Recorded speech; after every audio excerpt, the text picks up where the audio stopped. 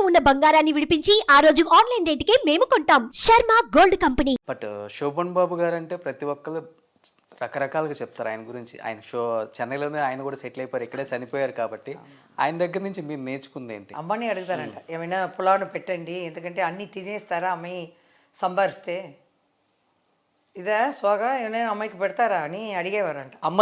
అమ్మని డైరెక్ట్గా సాఫ్ట్గా. మన పెద్ద ఆయన అంటే మామూలుగానే గొంతు ఇదిగా ఉంటుంది, అడుగుతారంట ఏమైనా అమ్మాయికి ఏదైనా పెట్టారా అని. కృష్ణ గారు నేను చేసింది చూసి డ్యాన్సు ఇక్కడ వచ్చి చెప్పారంట, పక్కన ఏదైనా హీరో ప్రొడ్యూసర్లు వస్తారు కదా నెక్స్ట్ పిక్చర్కి స్టోరీ అని ఇక్కడే జరుగుతుంది అనమాట. అప్పుడు ఆవిడతో చెప్పారంట, ఈ జయమాలిని అనేది జ్యోతిలక్ష్మి సిస్టరు బాగానే చేస్తుంది అని. మా అమ్మ విని నాతో చెప్పింది. మాతో అట్లా మాట్లాడారు కదా, ఎక్కువ సైలెంట్గా ఉండేవారు. అమ్మ చెప్తే నాకు చాలా సంతోషం. ఇప్పుడు కూడా అది తలుచుకుంటాను నేను కృష్ణ గారిని. ఎందుకంటే చిన్నప్పుడు ఆయనతో చాలా పిక్చర్లు పెద్ద ఆయనలాగా. ఎన్ని లవ్ లెటర్స్ వచ్చాయి జయమాలిని గారు అప్పుడు మీకు? లవ్ లెటర్ వస్తుంది, దానికని ఒక మేనేజర్ ఉండేవాళ్ళు. సపరేట్గా మేనేజర్? అది టైం లేదు కదండి చదవటానికి, టైం లేదు. తర్వాత ఈ ప్రోగ్రామ్ వెళ్తారు అమ్మ, ఒక పిక్చర్ కూడా వద్దని 6 ప్రోగ్రామ్ సెలెక్ట్ చేసుకుని ఒకరు వస్తారు. వస్తే ట్రైన్లో వెళ్ళడం, నాకు కూడా జీతమే.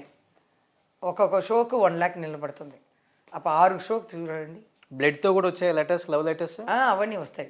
ఏంటి ట్రైన్లో వెళ్ళేటప్పుడు పెద్ద మిలిటరీ ఆఫీసరు చూశారనమాట. మేము అన్నీ తినేసి పైన పడుకున్నాను, స్క్రీన్ వేసుకున్నాను. 2 o'clock ఉంటుంది, బాగా నిద్రలో ఉంటే ఇలా ఇలా కొట్టారు ఎవరో. అలా చూస్తే ఏదో ఇచ్చారు, అలా వద్దు అలా తీసుకుని అలా పడుకున్నాను. పొద్దున్న చూసి ఏంటో రాసింది, మా మేకప్ మ్యాన్కి అమ్మకి ఇచ్చేస్తాం, అప్పుడు ఉన్న హీరోయిన్ అంతా. అప్పుడు దాంట్లో రాసింది, పెద్ద మిలిటరీలో ఆఫీసర్గా ఉన్నాను, మిమ్మల్ని చూసిన వెంటనే పెళ్ళి చేసుకోవాలని ఉంది, మీ ఓకే అంటే ఫర్దర్గా మా అమ్మ నాన్నలతో వచ్చి మాట్లాడుతామని వచ్చారు.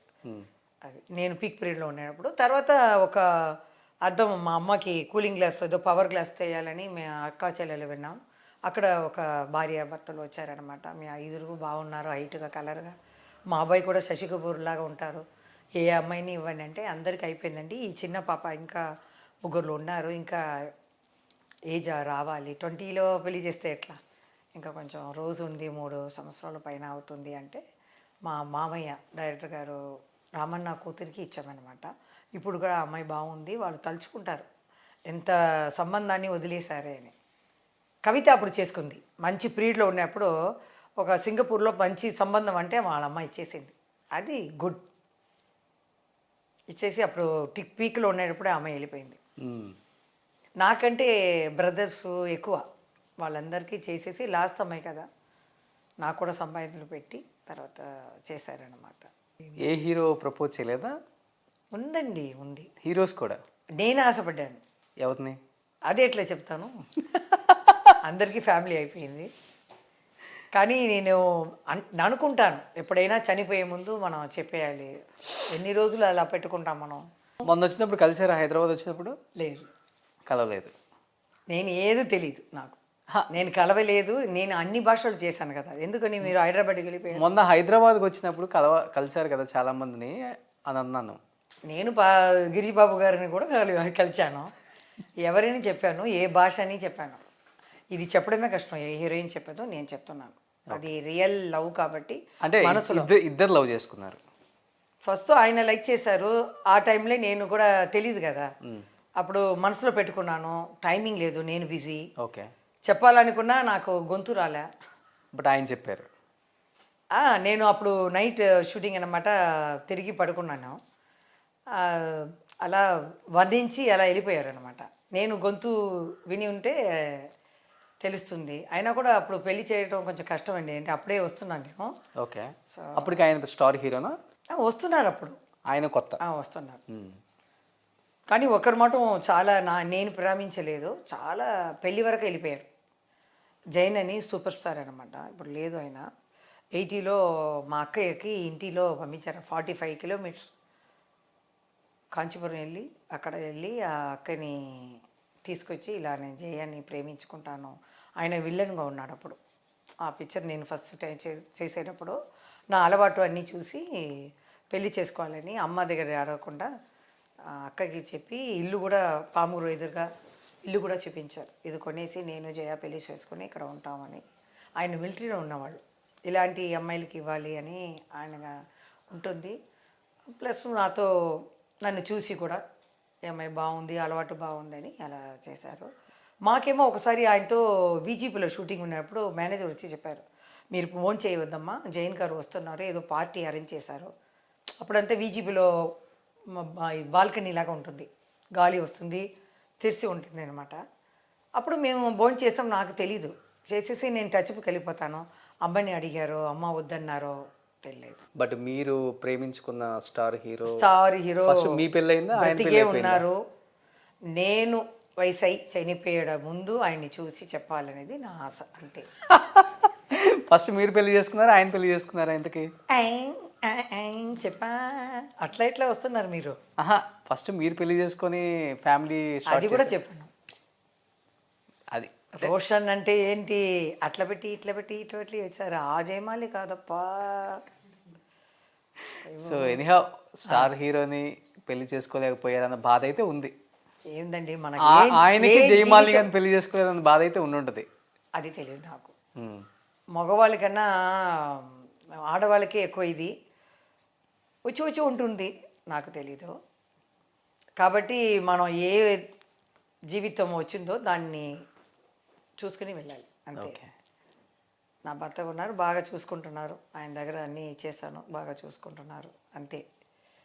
అది ఇది వస్తే వస్తుంది, అది లేదు. బట్ లాస్ట్లో చెప్పండి ఆయనకి. అదే ఆ టైం దేవుడు ఇవ్వాలి. అప్పుడే కొంచెం భారం తగ్గుతుంది ఎవరికైనా. ఓకే. ఆర్టిస్టులకు లవ్ అనేది వస్తుంది. కొందరు వదిలేస్తారు, నాకు రాలేదు అది ఇది అని. నరసింహరాజు గారి గురించి కూడా నేను చెప్తున్నాను, ఎందుకంటే ఆయన పెళ్ళి అయిన తర్వాతనే అక్కడ ఫీల్డ్కి వచ్చారని ఇంటర్వ్యూలో చూశాను. ఏ ఇంటర్వ్యూలో నా పేరు రాకుండా చెప్తూ ఉంటున్నారు, జయమాలిని జయమాలిని అని. ఆయన కూడా నరసింహరాజు గారు చాలా థ్యాంక్స్ అండి, మీతో ఎన్నో పిక్చర్లు నేను చేశాను, నా గురించి గొప్పగా చెప్తున్నారు. ఇంతకంటే ఏ హీరోలు కూడా నా గురించి వీడియోలో చెప్పినట్టు నాకు తెలియలేదు. మీరు అన్ని ఇంటర్వ్యూ చూస్తున్నాను, నా పేరు చెప్తున్నారు, మంచి అమ్మాయి, ఎవరి దగ్గర మాట్లాడదు, కిందనే చూస్తుంది, కళ్ళతో పాటు కళ్ళలు చూడదు అని చెప్తున్నారు. మా తండ్రులు కూడా అలా చెప్పలేదు, మీరు చెప్పారు, చాలా థ్యాంక్స్. కో ఆర్టిస్ట్గా మీరు చాలా చల్లగా బాగా ఉండాలని నేను కోరుకుంటున్నాను. బట్ కో ఆర్టిస్ట్గా మీకు ఆ బాధ అయితే ఉంది కదా, పెద్ద పెద్ద హీరోస్తో చాలా పెద్ద సూపర్ డూపర్ హిట్ సాంగ్స్ చేశారు. ఎవరైనా కానీ మీతో చిందేసి మెప్పించిన యాక్ట్రెస్ పేరు చెప్పమంటే పెద్ద పెద్ద స్టార్ హీరోయిన్ పేర్లు చెప్తారు, కానీ టక్కున మీ పేర్లు చెప్పరు కూడా. ఎప్పుడన్నా బాధ అనిపిస్తుంది ఆ విషయంలో? అది ఉంటుందండి, అందరికీ ఉంటుంది. ఏం కామెడీకి ఉంటుంది, విలన్స్కి ఉంటుంది. ఇప్పుడు ఇది చూస్తారనుకోండి, గిరిబాబు గారు ఏమంటారు, ఆ అమ్మాయి సత్యనారాయణ గారు ఉన్నారంటే కూడా మన పేరు చెప్పలేదే జయన్న ఉంటుంది, అది నాకుంది.